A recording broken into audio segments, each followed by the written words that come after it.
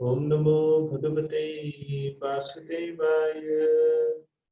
ओम नमो भगवते वासुदेवाय।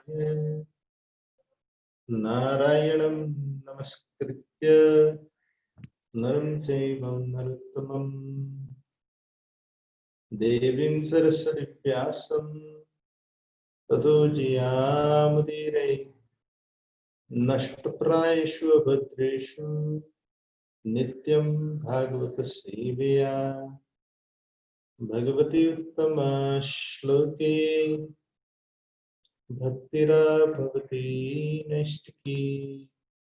नमो विष्णुपादाय कृष्णप्रेष्ठाय भूतले श्रीमते भक्ति वेदांत स्वामी दीनामिने।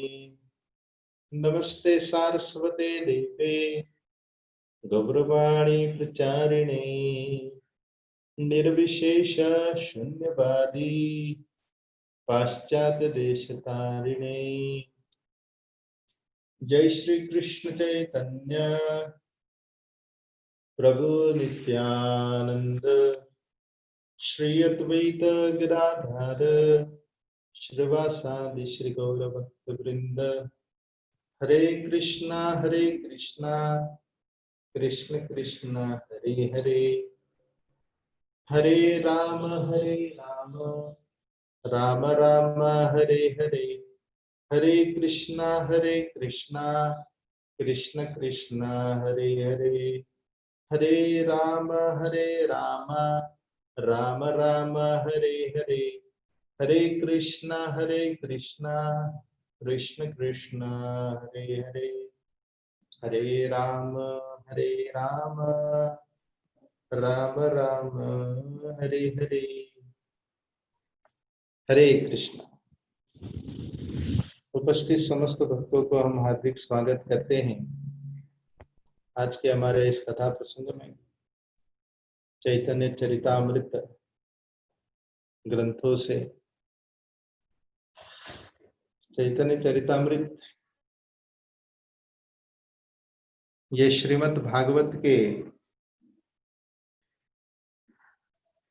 आगे के पोस्ट ग्रेजुएट समान है, ज्ञान के साथ तुलनात्मक कर सकते हैं। भागवत ग्रेजुएट और चैतन्य चरितामृत पोस्ट ग्रेजुएट के समान है। अर्थात सबसे प्रथम श्रीमद् भगवत गीता में इनमें उल्लेख किया गया है कि कृष्ण भगवान है, हम उनके सेवक हैं। इसके विषय में ज्यादा जोर दिया है। और श्रीमद् भागवत जिसमें कैसे कृष्ण और उनके भक्त के बीच का वो भक्ति का संबंध किस प्रकार है, उसके विषय में वर्णन श्रीमद् भागवत में किया गया है। यानी कि एक उदाहरण देकर। मगर श्रीमद् भागवत से और आगे श्री चैतन्य चरितामृत में उनमें व्यावहारिक भक्ति किस प्रकार करना चाहिए इसकी शिक्षा दी गई है। चैतन्य चरितामृत असल में चैतन्य चरितामृत के दृष्टि से ही हम भागवत ग्रंथ को समझ सकते हैं। तो भागवत पढ़ने के बाद चैतन्य चरितामृत का अध्ययन होना चाहिए और चैतन्य चरितामृत के अध्ययन के बाद भागवत का अध्ययन होता है। ये उसी प्रकार है गुरु कृष्ण प्रसादे बाय भक्ति लता बीच। गुरु की कृपा से, भगवान की कृपा से गुरु प्राप्त होते हैं और गुरु की कृपा से भगवान प्राप्त होते हैं। वैसे ही चैतन्य चरितामृत जिनकी दृष्टि से हम भागवत को समझ सकते हैं, इसलिए चैतन्य चरितामृत के मुख्य जो उनकी जो लीलाएं हैं उनकी चर्चा आप श्रीमद् भागवत के प्रथम भूमिका में ही आप उसका अध्ययन कर सकते हैं। श्रील प्रभुपाद जी ने भागवत ग्रंथ के भूमिका में ही, इंट्रोडक्शन में ही चैतन्य चरितामृत के ऊपर, चैतन्य चरितामृत के काफी लीलाओं का उनमें वर्णन करते हैं। तो चैतन्य महाप्रभु, उनके जीवन के जो तौर तरीके हैं, वो सारे जीवन चरित्रों का वर्णन हमें चैतन्य चरितामृत में प्राप्त होता है। जो चैतन्य महाप्रभु जो स्वयं भगवान, वे लोगों को शिक्षा देने के लिए किस प्रकार हमें जीवन में भक्ति करनी चाहिए, इसकी शिक्षा हमें प्रदान की है। ये उस प्रकार है जैसे कि एक गुरुजी कभी कभी या टीचर कभी कभी विद्यार्थियों को सिखाते हैं, तो जब सिखाते वक्त वे बोर्ड पर लिखकर दिखाती है, तो वो जब लिखती है ए बी सी, वो जब लिखती है तब उस समय लिखने का अर्थ ये नहीं कि टीचर अब विद्यार्थी हो गई है, टीचर लिख रही है ताकि विद्यार्थी सीखे। वैसे ही भगवान स्वयं भक्ति के शिक्षा देने के बाद भगवान स्वयं भक्त के रूप में आके वे भक्ति कर कर लोगों को सिखा रहे कि भक्ति कैसी करनी चाहिए। ये श्री चैतन्य महाप्रभु के प्रकट होने का मुख्य इसके पीछे कारण छुपा हुआ है, ताकि लोगों को शिक्षा प्रदान करे कि भक्ति किस प्रकार की जाती है। वैसे चैतन्य चरितामृत में ही पूरे जीवन के चरित्रों के विषय में बताए हैं कि कैसे भक्ति करनी चाहिए। एक वैष्णव एटिकेट भक्त को, या एक भक्ति के भक्त को सदाचार कैसे अपनाना चाहिए, ये भक्ति सदाचार की शिक्षाएं हमें इस चैतन्य चरितामृत के 3 विभाग में दिखाई पड़ता है। इसमें आदि मध्य अंत लीलाओं में इसका विभाजित किया है। आदि लीलाओं में लगभग 24 वर्ष तक की चर्चा है, चैतन्य महाप्रभु की 24 वर्ष तक की चर्चा है। बाकी जो 24 वर्ष जो शेष लीलाएं हैं वो मध्य और अंत लीलाओं में वर्णन आता है। ऐसे मूल मिलाकर श्री चैतन्य महाप्रभु इस धरातल में लगभग 48 ईयर उनका इस संसार में उन्होंने अपना समय बिताते हुए लोगों को शिक्षित किए। तो उसमें से जो 24 वर्ष की जो शिक्षाएं हैं, 24 वर्ष की जो लीलाएं हैं जो श्री चैतन्य महाप्रभु ने संपन्न किए थे, उनका उल्लेख हमें आदि लीला में प्राप्त होता है। अब ये आदि लीलाओं में भी यदि आप देखोगे तो सीधे इसमें चैतन्य महाप्रभु की लीलाओं का वर्णन नहीं आता। सबसे पहले चैतन्य महाप्रभु को समझने के लिए उनके तत्व के विषय में चर्चा हुई। इसलिए आदि लीला को 17 भागों में विभाजित किया है। आदि लीलाओं के अंतर्गत 17 अध्याय हैं और इनमें से जो प्रथम 4 जो अध्याय हैं, इस प्रथम 4 अध्याय में श्री चैतन्य महाप्रभु के तत्व के विषय में चर्चा हुआ है और पंचम अध्याय में नित्यानंद प्रभु के तत्व के विषय में चर्चा हुआ है और छठम अद्वैत आचार्य के तत्व के विषय में चर्चा हुआ है और 7वें में जो पंच तत्व के और पंच तत्व की जो मुख्य जो अंग है उनके तत्व की चर्चा हुई है। जैसे हम कहते हैं जय श्री कृष्ण चैतन्य प्रभु नित्यानंद श्री अद्वैत गदाधर श्रीवासादि श्री गौर भक्त वृंद, ये पंच तत्व की चर्चा हमें 7वें अध्याय पे प्राप्त होता है।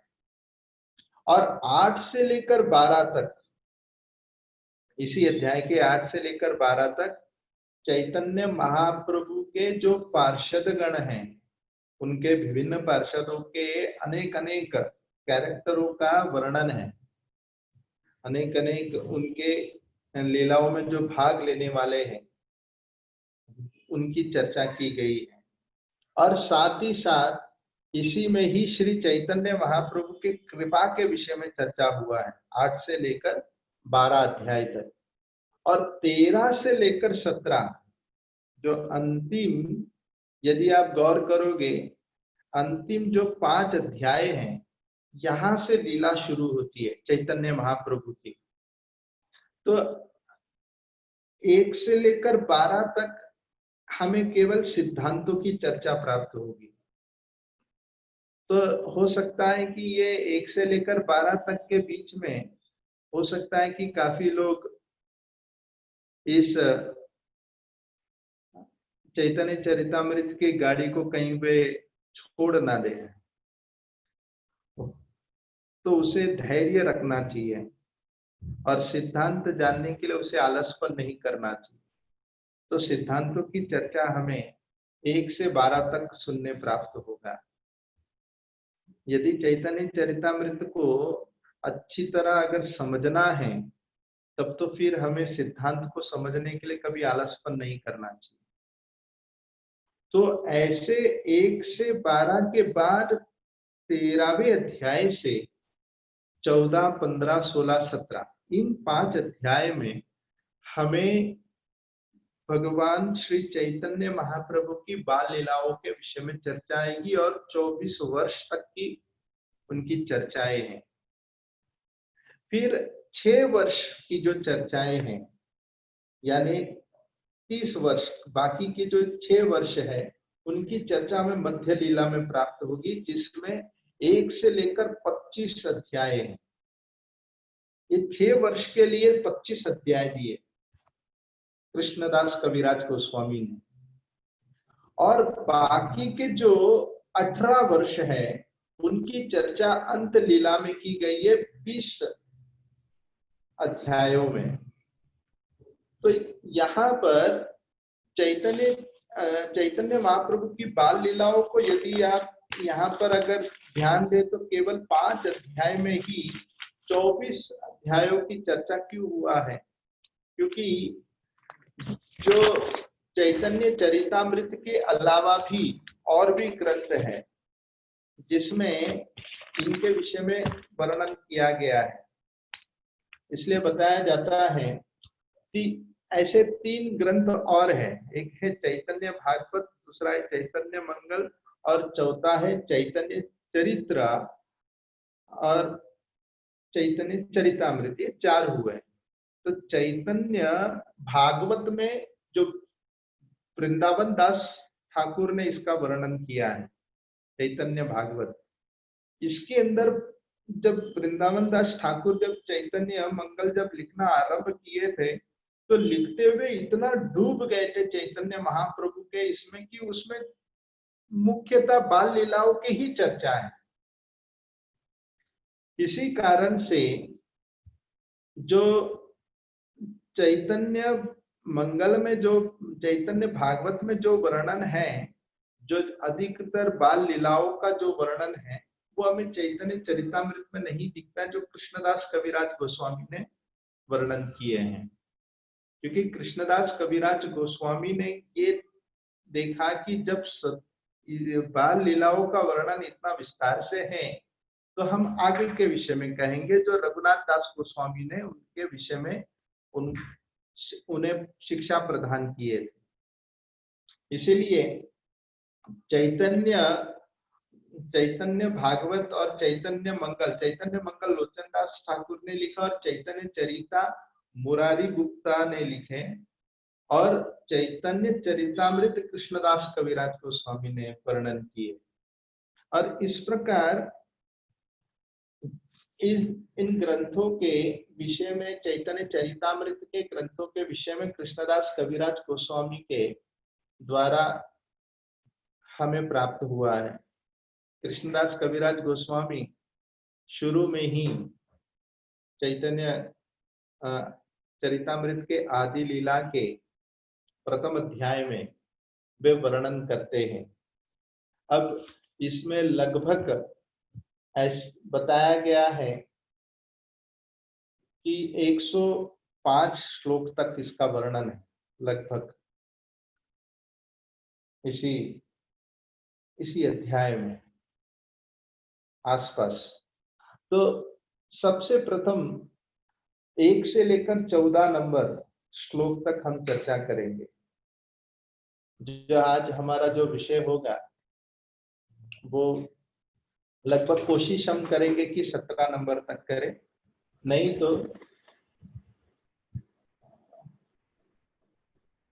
आवाज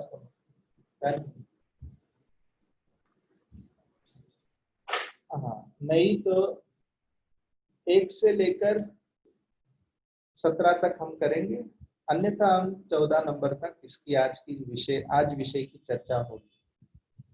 तो 1 से जो 6 हैं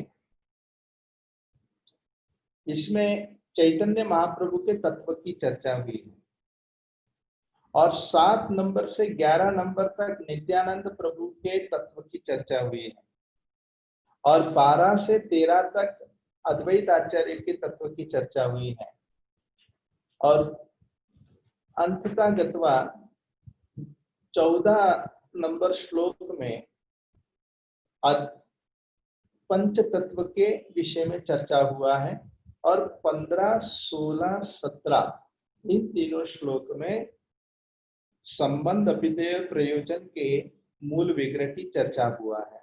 इनके प्रणाम करते हुए इनका स्मरण चिंतन करते हैं। हो सकता है कि जो नए भक्त होंगे तो उन्हें कुछ कुछ बातें समझ में नहीं आ रही होगी। ये इस बातें आपको तब अच्छी तरह जो अब मैंने जो कहा, ये बातें तब अच्छी तरह समझ में आएगी जब आपके पास चैतन्य चरितामृत ग्रंथ हुआ आपके आसपास है तो, अन्यथा कोई बात नहीं। हम आगे जब चर्चा करेंगे तो आशा यही रखेंगे कि हम सरल से सरल तरीके से समझाने का चेष्टा करें, ताकि आप श्री चैतन्य महाप्रभु को अच्छी तरह समझ सके। तो सबसे प्रथम कृष्णदास कविराज गोस्वामी चैतन्य तत्व की चर्चा करते हैं नमस्कार करते हुए। प्रथम जो 2 श्लोक है उसमें नमस्कार के विषय में वर्णन आता है, यानी मंगलाचरण से आरंभ करते हैं। कोई भी हम कार्य करने के लिए, शुभारंभ करने के लिए मंगलाचरण की आवश्यकता पड़ती है। इसलिए हर कथाकार जो होते हैं वे लोग भगवान की कथा भी जब आरंभ करते तो सबसे पहले मंगलाचरण करते हैं। तो मंगलाचरण में प्रणाम से आरंभ करते हैं, इसलिए वे आरंभ करते हैं। अगर हुआ तो बहुत अच्छी बात है, अगर जो श्लोक कह रहे उस श्लोक को आप दिखा सकते हैं। वंदे गुरुनीश भक्तानीशम ईशावतारकान् तत्प्रकाशम च तत्शक्ति कृष्ण चैतन्य संज्ञकम्।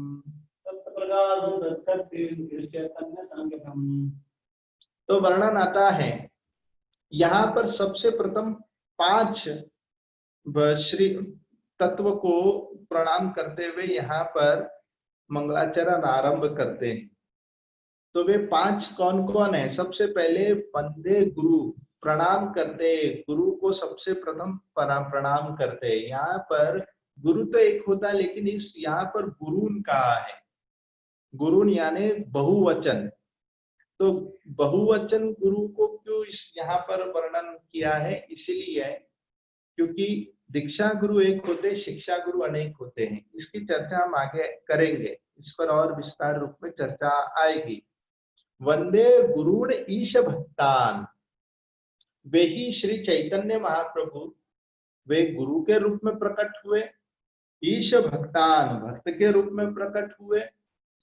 ईशम अवतारकम, जिन्होंने स्वयं अवतार धारण किए। और तत्प्रकाशक, तत्प्रकाशाम, जो स्वयं उनके प्रकाश स्वरूप, जो नित्यानंद प्रभु, जो स्वयं है, तत्शक्ति यानी कि स्वयं भगवान की शक्ति, और कृष्ण चैतन्य समजनकम यानी स्वयं श्री चैतन्य महाप्रभु। ऐसे 5 हैं।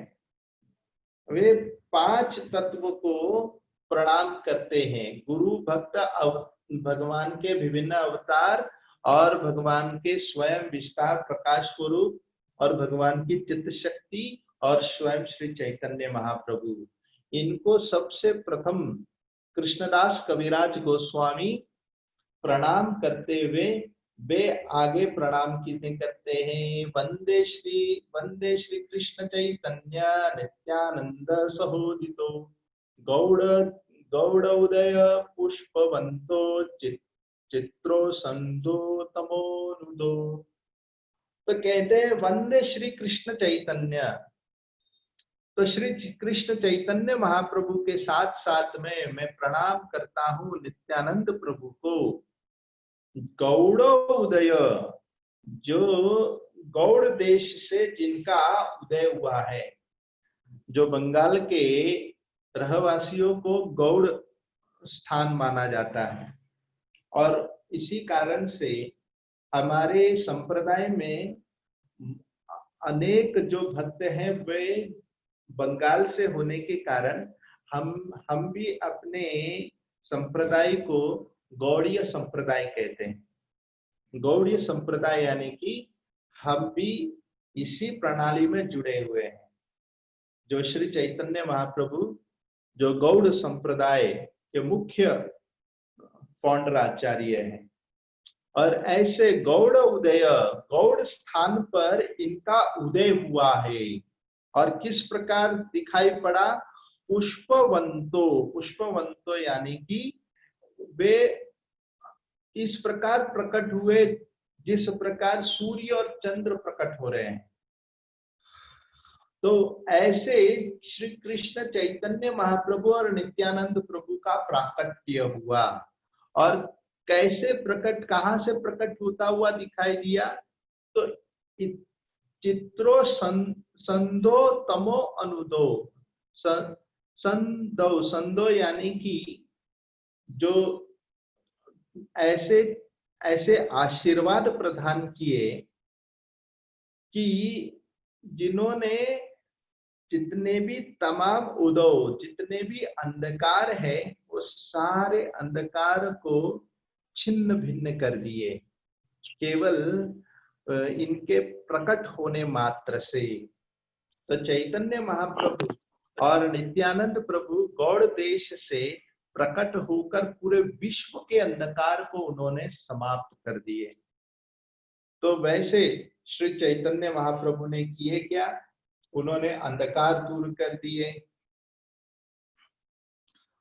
तो आगे क्या कहते हैं? अब प्रणाम के बाद वस्तु निर्देश के विषय में चर्चा आता है। वस्तु निर्देश यानी कि इस ग्रंथ में किसके विषय में ज्यादा जोर देते हुए समझाया है, अर्थात ये ग्रंथ किसके लिए समर्पित है। तो कहते हैं यदद्वैतम ब्रह्म उपनिषदै तदप्यस्य तनुभा आत्मांतर्यामि पुरुष इति शोष्यांश विभव षडैश्वर्य पूर्ण यह भगवान स्वयंमयम् न चैतन्यात् कृष्णात् जगति परतत्त्वं परम इह। तो कहते हैं यद अद्वैतम, वे अद्वैतम जो एक दो नहीं एक है। तो क्या एक है? ब्रह्म, जो वही जो लोग ब्रह्म को ही श्रेष्ठ दर्जा देते, ब्रह्म यानी कि प्रकाश को, जो भगवान के शरीर से जो प्रकाश निकलता है उसको वे लोग, कुछ लोग हैं जो इसे ही श्रेष्ठ समझते हैं। और जिनकी गाथा किसमें की गई है? उपनिषदों में भी भगवान के शरीर से जो तेज निकलता है उस तेज को पूजनीय रूप में उसमें उनकी स्तुति गाई है उपनिषदों में। इसलिए कुछ लोग भगवान को निराकार रूप में कहते हैं कि भगवान निराकार है, भगवान केवल एक शक्ति है। तो वो जो उपनिषदों में जो प्रकाश की चर्चा हुई है, जो भगवान जो एक लाइट है, वैसे ब्रह्म उपनिषदई तत् अपि अस्य तनुभा, तनुभा यानी कि वे वे वे प्रकाश उत्पन्न कहाँ से हुआ है? वे तनुभा, भगवान के तनु यानी भगवान के शरीर से उत्पन्न हुआ है। तो वो भगवान के शरीर से वो लाइट निकलने के कारण वो भी भगवान से अभिन्न माना गया है, वो लाइट भी या वो ज्योत भी। जो निराकारवादी या ब्रह्मवादी जो होते हैं, वे लोग भगवान को इस ब्रह्म ज्योत के रूप में ही क्यों स्वीकारते हैं? क्योंकि वे लोग भगवान के शरीर से जो ज्योत निकल रहा है या जो प्रकाश निकल रहा है, उसके अलावा उसे भगवान का चेहरा नहीं दिखाई देता। जैसे कभी कभी सूर्य का जो प्रकाश इतने जोर में रहता है, जिस प्रकाश के कारण सूर्य का गोला दिखना मुश्किल पड़ जाता है, क्योंकि सूर्य का प्रकाश इतना जोर से है कि सूर्य नहीं दिखाई देता है। वैसे ही भगवान के अंग से जो ज्योति निकलता है, वो इतने, जिसे कहते हैं इम्पर्सनल ब्रह्मन, जो जो शरीर से जो इतना प्रकाश जोर से आता है कि भगवान के साकार रूप का दर्शन नहीं होता और लोग उसे निराकार रूप में स्थापित कर देते हैं। तो यही, जैसे कि सूर्य को भी देखने के लिए एक एक एक चश्मा होता है, जैसे उस सूर्य को देखने के लिए जब हम विशेष चश्मा का उपयोग करेंगे तो वो हम सूर्य का गोला के आकार को देख सकते हैं। तो वैसे ही भगवान के सौंदर्य का दर्शन करने के लिए भी प्रेमांजन छुरिता भक्ति विलोचनेना संत सदैव हृदयेषु विलोकयन्ति। जब व्यक्ति प्रेम के अंजन को लगाएगा तब वो व्यक्ति भगवान के साकार रूप का वो दर्शन कर सकता है।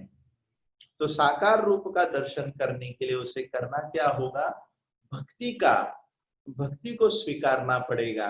तो वही जो ब्रह्म के विषय में जो चर्चा उपनिषदों में किया है, वो केवल भगवान के शरीर से उत्पन्न होने वाला एक ज्योति है या एक प्रकाश है।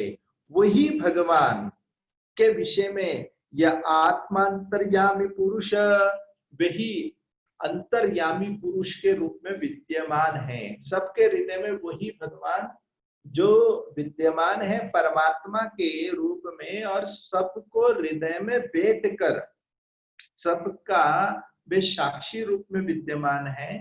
सबके जीवन के लेखे जोखे को वो बड़े गौर से उसका लिखिपत कर रहे हैं। वैसे परमात्मा जो सबके हृदय में है, वे क्या है? स्व अंश विभव, वे केवल भगवान का एक अंश है, यानी कि वही श्री चैतन्य या वे श्री कृष्ण के एक अंश के समान माना गया है। वैसे वो जो परमात्मा ही नहीं, साथ साथ में षड ऐश्वर्य पूर्ण यह भगवान स्वयं अयम, जो भगवान जो षड ऐश्वर्य से पूर्ण है, वे सभी के श्रोत्र के जो मुख्य जो श्रोत्र है, वे कौन है? चैतन्य कृष्णा जगति परतत्वम परम यह, उसके तमाम प्रकार के परम तत्व कौन है? तो कहते चैतन्यात् कृष्णात्, वे कृष्ण चैतन्य महाप्रभु जो ये समस्त वस्तु के मूल आधार है। यानी कि इस श्लोक को समझाते हुए इस ग्रंथ के विषय में बताया गया कि इस ग्रंथ में किसके विषय में ज्यादा जोर दिया है। तो किसके विषय में जोर दिया है? चैतन्य महाप्रभु को विषय में जोर दिया है। इसलिए इस श्लोक को वस्तु निर्देश के रूप में माना गया है। यह श्लोक वस्तु निर्देश है। अब चौथा जो है आशीर्वाद। तो क्या कहते हैं, अन्नर्पिता चरिम चिराद करुण्यावतीर्ण कलो समर्पितुम उन्नत उज्ज्वल रसाम स्वभक्ति श्रियाम हरिपुरट सुंदर तुतीय कदम्ब संदीपित सदा हृदय कंदर स्फुरुतो उस वच सचिनंदना। तो कहते हैं अनर्पिता, अनर्पिता जो आज तक अर्पित नहीं किया, यानी भगवान के जितने भी अवतार हुए, कई अवतार हुए, अनगिनत अवतार हुए, मगर चैतन्य महाप्रभु अवतार इतना स्पेशल है कि जो चैतन्य महाप्रभु अवतार में जो कार्य हुआ है वो आज तक नहीं हुआ है। अनर्पिता चरिम चिराद करुणया अवतीर्ण करो, इतने दया दयालु के रूप में वे प्रकट हुए। करुणया अवतीर्ण कलो, करुणया किस प्रकार का करुणा, बिना कोई कारण का। अधिकतर लोग करुणा कब करते, जब उसके पीछे कुछ कारण होगा कि हाँ ठीक है, मुझे ये मेरा संबंधी है इसलिए मुझे करुणा आ रहा है, या ये मेरा मित्र है तो करुणा आ रहा है। तो करुणा के पीछे होता क्या है, कुछ कारण होता है। मगर श्री चैतन्य महाप्रभु का करुणा कॉजलेस मर्सी, बिना कोई कारण का, कोई कारण नहीं है, बस महाप्रभु को लगा कि मुझे दया करना, बस दया कर दिए। करुणया अवतीर्ण करो, ऐसे करुणा के मूर्तिमान स्वरूप वे प्रकट हुए। कौन से युग में, कल युग में वे प्रकट हुए। अच्छा, तो उन्होंने किए क्या, करुणा। अभी लोग करुणा ही करना श्रेष्ठ नहीं है, जैसे कि रास्ते में कोई भूखे व्यक्ति को देख लिया तो मन में दया आई, अरे मुझे बहुत दया आ रही है, और आंखों से हम आंसू भी गिरा दिए। लेकिन यही करना पर्याप्त नहीं है।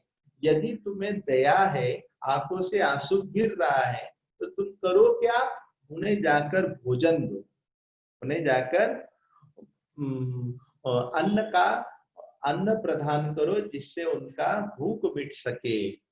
तो वो भी शक्ति होना चाहिए, या वो भी पर्याप्त तुम्हारे पास सामर्थ्य होना चाहिए।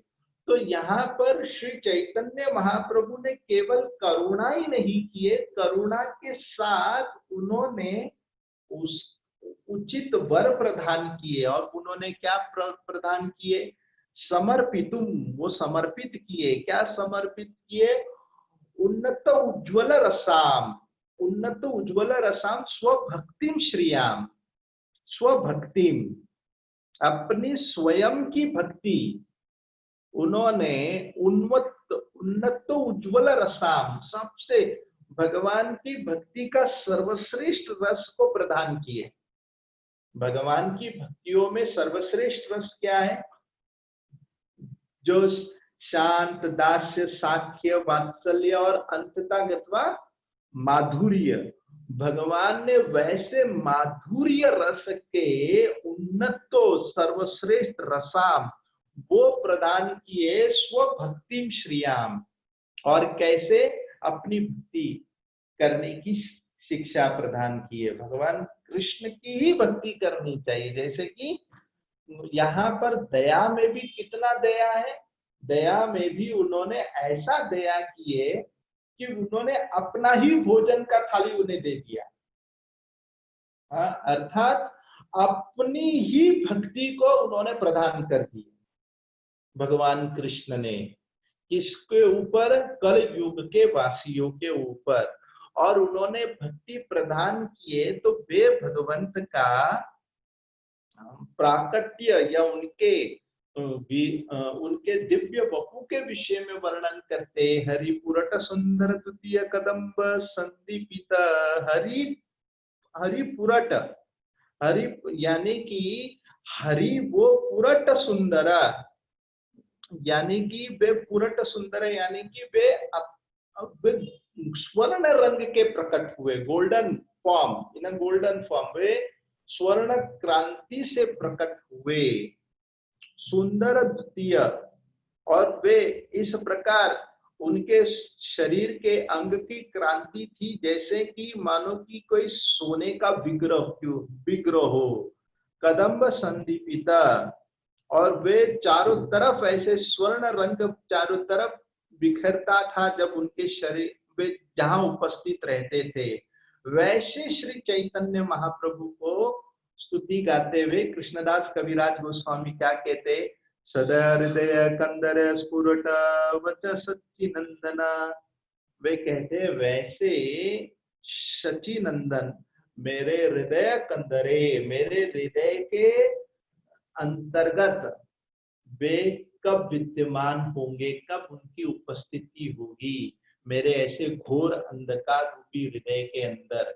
वैसे श्री चैतन्य महाप्रभु जो कल युग को दयावश उन्होंने कृपा बरसाए, तो कल युग को दयावश उन्होंने जो कृपा बरसाए, ये यहाँ पर ये क्या हो गया, उन्होंने आशीर्वाद प्रदान किए। आशीर्वाद प्रदान किए यानी कि चैतन्य महाप्रभु ने कुछ वस्तु प्रदान किया।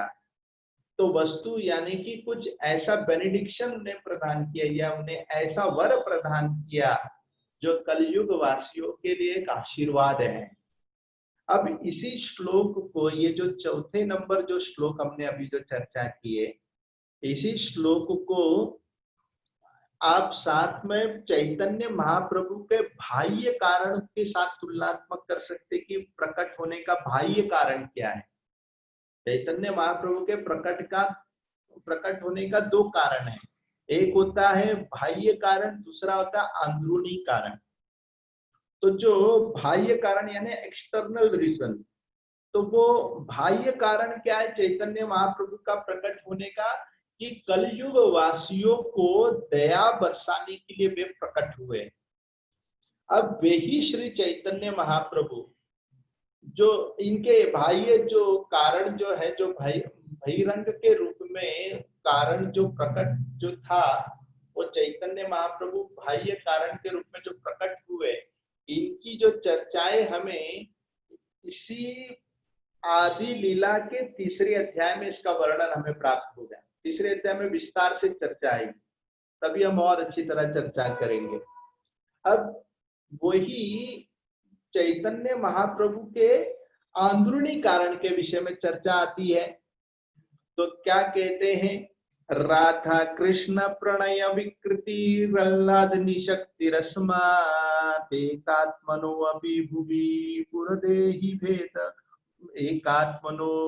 एकात्मनो अपि भुवि पुरदेह भेदं ततो तौ चैतन्याख्यं प्रकटम् अधुना तत्त्वयं चैक्यमाप्तं राधा भावद्वितीय सुवलितं नौमि कृष्ण स्वरूपम। राधा कृष्ण प्रणय विकृति अल्लादनी शक्ति रस्मात्, वे श्री चैतन्य महाप्रभु उनके तत्व के विषय में मुख्य यहाँ बताया गया है कि चैतन्य महाप्रभु वे कौन हैं। तो कहते हैं, सबसे प्रथम कहते हैं राधा कृष्ण प्रणय, राधा और कृष्ण की जो गुह्य जो प्रेम रस जो है, वही प्रेम रस के जो मूर्ति आह्लादनी शक्ति के जो मूर्तिमान स्वरूप, वे कौन है, श्रीमती राधा रानी। तो राधा कृष्ण के जो प्रेम जो संबंध है वो कोई भौतिक संबंध नहीं है। यहाँ तक कि स्वयं कामदेव भी मोहित हो जाता था जब कृष्ण के सौंदर्य को जब वे देखते थे।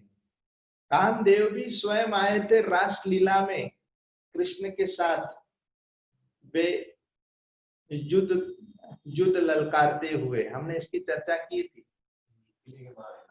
हाँ, किले के बाहर का युद्ध, मैदान का युद्ध उन्होंने किए थे, लेकिन तथापि कामदेव वहां पर हार चुके थे, क्योंकि ये कोई साधारण रास लीलाओं की चर्चा नहीं है, यह साधारण प्रेम की चर्चा नहीं है। ऐसे श्री जो भगवान के जो माधुर्य प्रेम की यदि चर्चा अगर भौतिक होती तो वे सुखदेव गोस्वामी जिन्होंने घर बार छोड़कर सब कुछ चले गए, भला वे सुखदेव गोस्वामी ने ये भौतिक चर्चा पर क्यों लगते थे? क्योंकि सुखदेव गोस्वामी वे पूर्ण रूप में आत्मस्थल पर है। इसलिए सुखदेव गोस्वामी ने ऐसे आत्म तत्व के रस की चर्चा किए।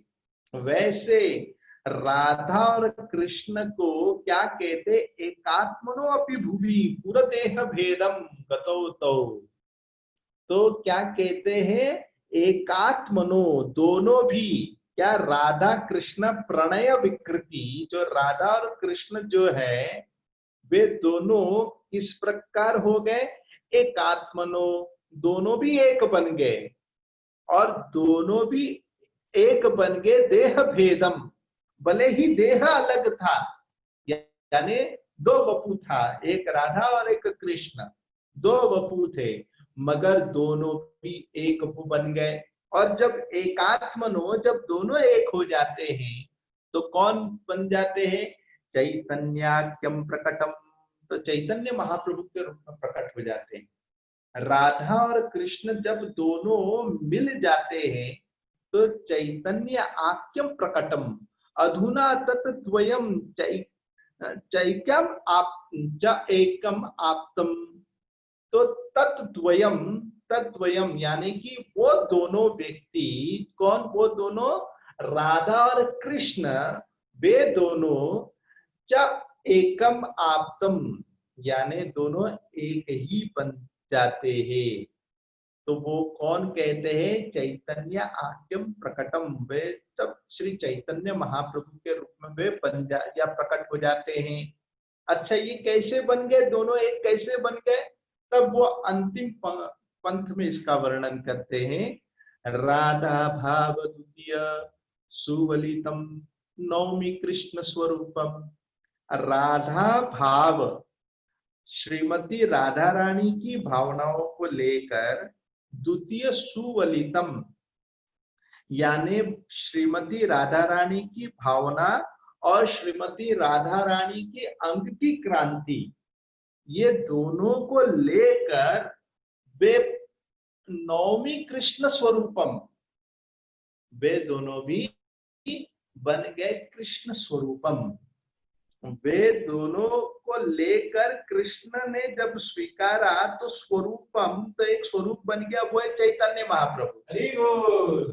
तो चैतन्य महाप्रभु कौन है, राधा रानी की भावना और राधा रानी के अंग की क्रांति। राधा रानी की अंग की क्रांति क्या है, गोल्डन फॉर्म या स्वर्ण कलर का। इसलिए हम प्रणाम मंत्र में भी क्या कहते, तप्त कांचन गौरांगी श्री राधे वृंदावनेश्वरी, तप्त कांचन गौरांगी, कांचन, कंचन यानी कि स्वर्ण, जो सोने का जो रंग है गौरांगी, वैसे गौर जो रंग अंग की क्रांति है वो कृष्ण ने स्वीकारा और राधा रानी की भावनाओं को स्वीकारा। राधा रानी से दो चीज उधार लिए कृष्ण ने, क्या क्या उधार लिए, एक रंग और एक भावना। तो ये भाव और रंग, ये दोनों को जब स्वीकारे तब वे कृष्ण बन गए चैतन्य महाप्रभु। तो कृष्ण स्वरूपम, तो यहाँ ये जो हमने जो चर्चा की है, इस चर्चा से ये पता लगता है कि चैतन्य महाप्रभु के तत्व की चर्चा होती है। ये अब इस श्लोक से चैतन्य महाप्रभु की तत्व क्या है, चैतन्य महाप्रभु का तत्व आसानी से आप इसे समझ सकते हैं। वो क्या क्या है, राधा रानी के दो वस्तु को उन्होंने भिक्षा में लिया, भावनाएं और रंग, तब वो चैतन्य महाप्रभु, यही है तत्व। अब वही श्री चैतन्य महाप्रभु उनके अंदरूनी प्रकट होने का कारण आगे वर्णन करते हैं 6 नंबर श्लोक में।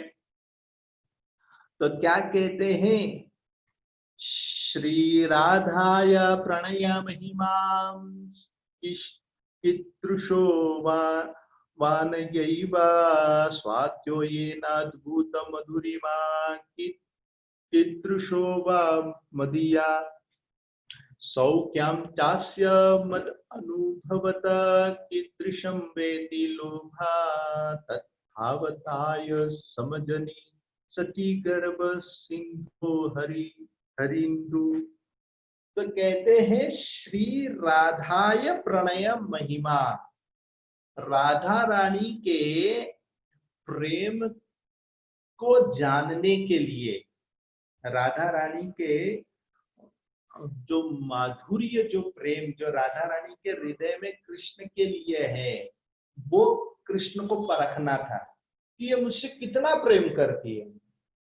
कभी कभी जो जो प्रेमिकाओं के बीच में कभी कभी प्रेमिका अपने प्रेमी के जीवन में परीक्षा लेते हैं कि वो देखना चाहते हैं कि वो मुझसे कितना प्रेम करते हैं। तो उस परीक्षा में जब वो सफल होते हैं तो उन्हें बड़ा आनंद प्राप्त होता है।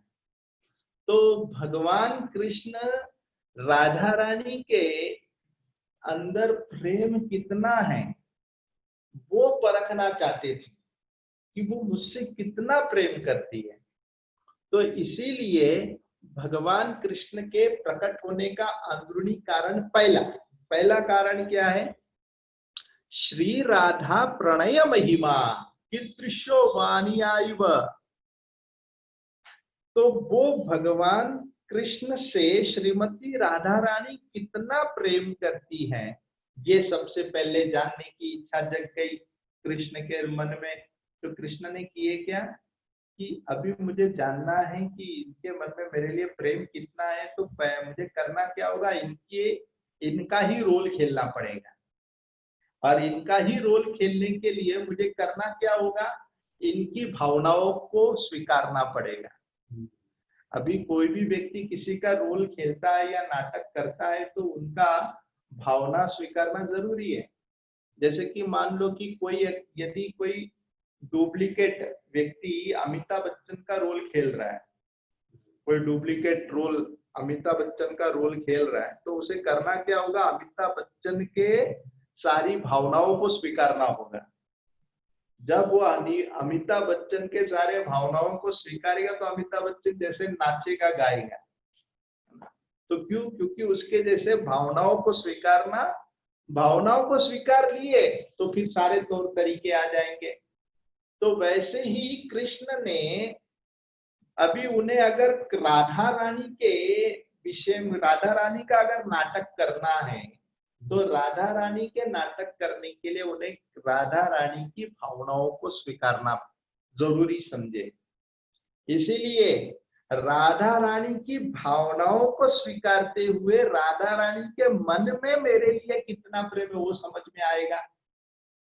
ये पहला कारण समझ में आ रहा है ना, आशा करता हूँ। तो श्री राधा प्रणय महिमा कीदृशो, कितना प्रेम है राधा रानी के हृदय में मेरे लिए। और फिर क्या कहते, स्वाद्यो एन अद्भुत मधुरिमा। स्वाद्यो यानी कि इसके पहले वाला स्वाद्यो यानी कि वैसे राधा रानी जो मेरे अंदर एन अद्भुतम मधुरिमा, मेरे अंदर कितना माधुर्य है, ये राधा रानी की दृष्टि से पता लगेगा। जैसे कि कहते हैं ना, तुम कितने अच्छे हो, ये कब समझेगा, जब तुम्हारे पास में रहने वाला व्यक्ति तुम्हारे साथ रहता है। जैसे भले ही कोई कहेगा शुद्ध सेवक बहुत अच्छा है, बहुत अच्छा भक्त है, भले कोई कहेगा, लेकिन मेरे बारे में कौन जानेगा? नंद दुलाल, अच्छा गौर वल्लभ प्रभु जानेगा कि मैं कैसा हूँ, क्योंकि वो मेरे साथ रहता है। तो जो निकट का व्यक्ति जो होता है वो व्यक्ति जानेगा कि ये व्यक्ति कैसा है। निकट का व्यक्ति जान सकता है, दूर रहने वाला व्यक्ति तो नहीं जान सकता है। तो कृष्ण को ये जानना था कि मैं कितना स्वीट हूँ, मैं कितना अच्छा हूँ, हाउ स्वीट आई एम। तो मेरी स्वीटनेस को मैं कैसे समझूंगा जो मेरे पास है? क्योंकि हमारे पास हम अक्सर क्या करते, हमारे जो तौर तरीके को भले ही हम आर्टिफिशियल करते हैं बाहर वाले के साथ, तो भले हम कुछ समय के लिए एकदम अच्छी तरह हमारे सारे एक्शन, सारे बर्ताव, तमाम प्रकार से हम बहुत ही क्लीन चीट रखते हैं, ताकि बाहर वाले लोग हमें अच्छी तरह उसके मन में हमारे प्रति अच्छी भावना रहे। लेकिन हम अक्सर अपने निकट के व्यक्ति को कर नहीं पाते। कारण क्या है? क्योंकि क्लीन चिट रखने के जो नकल है वो ज्यादा टाइम ड्रामा नहीं चलता है, वो कहीं ना कहीं ड्रामा फूट जाता है, और वो पास जो रहता है उसको पता लगता है ये कैसा है, अच्छा अच्छा इसमें ये प्रॉब्लम है, तो वो पता लगता है। तो पास वाला व्यक्ति ही जान सकता है कि हम कितने अच्छे हैं। तो भगवान कृष्ण के एकदम निकट रहती कौन है? श्रीमती राधा रानी। इसीलिए श्रीमती राधा रानी के मन में पता लगेगा कि मैं कितना मीठा हूं या कितना अच्छा हूं।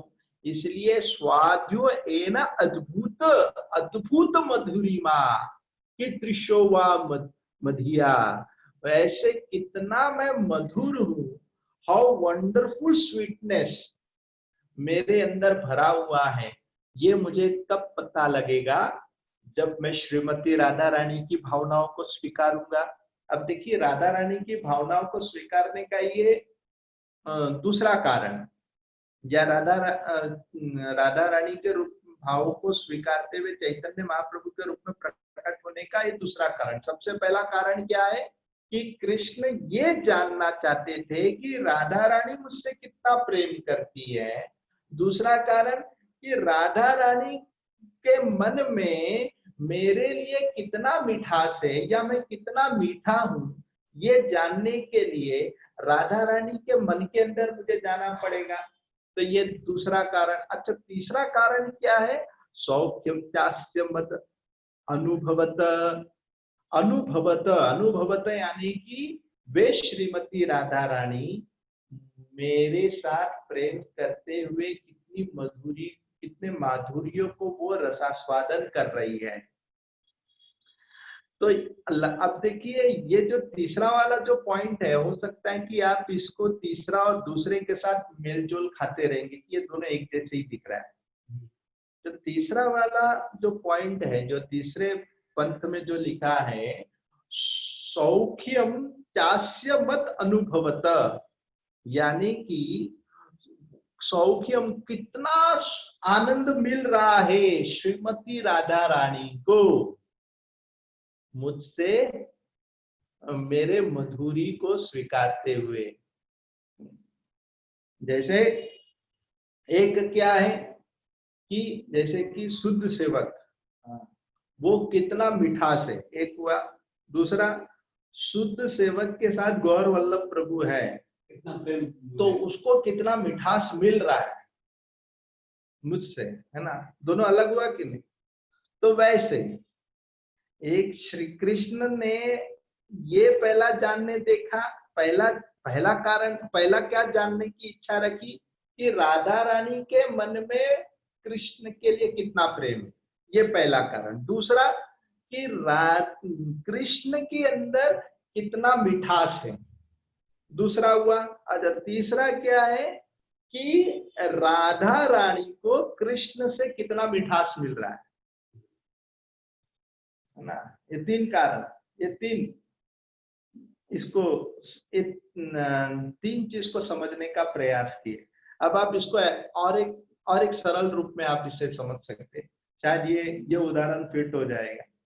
जैसे कि आप आईफोन है, आईफोन बहुत बढ़िया है आईफोन।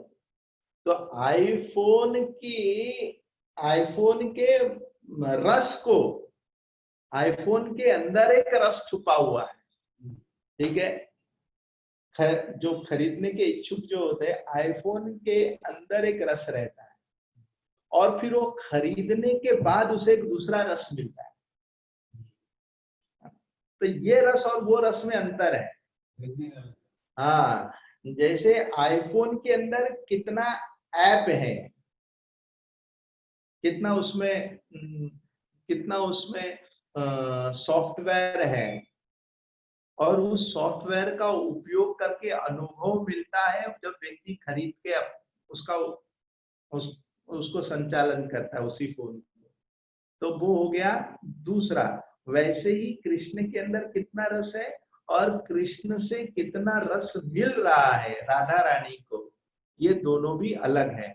इस तरह यहाँ पर मत अनुभवत तत् भवत समजनी सची गर्भ सिंधु हरिंदु, वैसे सची गर्भ, जो सची गर्भ वैसे श्री चैतन्य महाप्रभु प्रकट हुए किनके गर्भ से? सच्ची माता के गर्भ से। और कह क्या रहे? सिंधु हरिंदु। सिंधु यानी कि वे प्रकट कहां से हुए? तो कहते हैं समुंदर से प्रकट हुए। और कौन प्रकट हुए? हरि इंदु। इंदु यानी कि चंद्रमा, समुंदर से प्रकट हुआ चंद्रमा।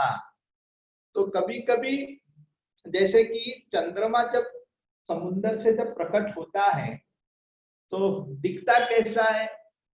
दिखता ऐसा है, जब चंद्रमा जब उगने वाला होता है तो ऐसा प्रतीत होता है कि ये चंद्रमा जो है ये जल के अंदर का ही एक प्राणी है।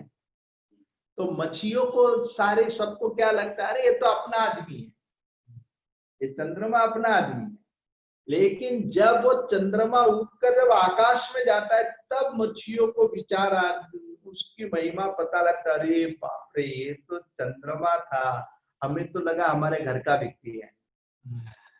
तो वैसे ही चंद्रमा जब समुन्द्र के तट से उगता है तो जलाशय के अंदर इस प्रकार प्रकाश दिखता है जैसे कि जल के भीतर के सारे जलचर जितने भी प्राणी हैं उन्हें ऐसे प्रतीत होता है कि ये हमारे ही बिरादरी का है। लेकिन उसकी महिमा उसे कब पता लगता है? जब वे पूर्ण रूप में उदय हो जाता है। तो उसी प्रकार चैतन्य महाप्रभु सच्ची गर्भ से जब प्रकट हुए तो लोग उन्हें केवल साधारण रूप में देखते थे। लेकिन चैतन्य महाप्रभु ने देखा ये लोग मुझे साधारण रूप में देख रहे हैं, मेरी बात को नहीं स्वीकार रहे, इसलिए श्री चैतन्य महाप्रभु ने संन्यास लिया, ताकि संन्यास लूंगा तो लोग मेरी बात सुनेंगे। और इस तरह वे प्रकट हुए।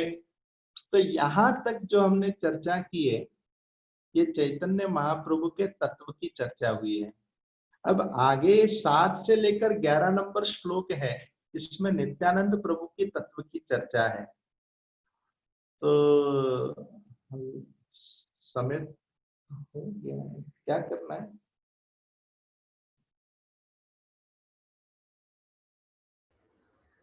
हाँ प्रभु जी, फिर नेक्स्ट क्लास में कंटिन्यू। हाँ, नेक्स्ट क्लास में करते। तो आप सभी भक्तगणों को यही होमवर्क है कि प्रथम जो 6 श्लोक है इसे अच्छी तरह पढ़िएगा। बाकी के 7 से 11 नंबर श्लोक का स्लैब हम नेक्स्ट क्लास में करेंगे। हरे कृष्ण।